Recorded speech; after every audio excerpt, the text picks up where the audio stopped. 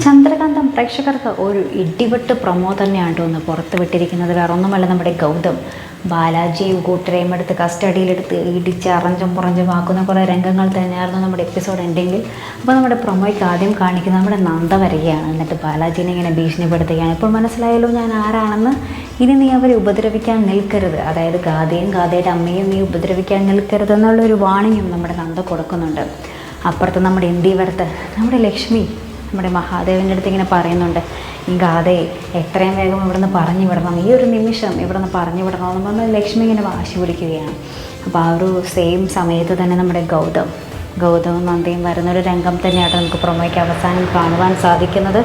അപ്പോൾ എന്തായാലും നന്ദ ഇതിനെതിരെ എതിർക്കുകയൊക്കെ ചെയ്യും. എന്തായാലും നന്ദ ഗാഥയെ ഒരിക്കലും അവിടെ നിന്ന് വിടാൻ സമ്മതിക്കില്ല.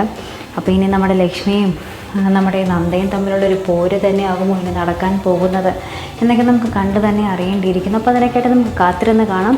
അപ്പോൾ ഇതുപോലുള്ള പ്രൊമോ റിവ്യൂസിനും എപ്പിസോഡ് റിവ്യൂസിനും ഒക്കെ നിങ്ങൾ മറക്കാതെ ചാനൽ സബ്സ്ക്രൈബ് ചെയ്യുക. അടുത്തൊരു വീഡിയോയുമായി വരുന്നത് വരേക്കും ബൈ.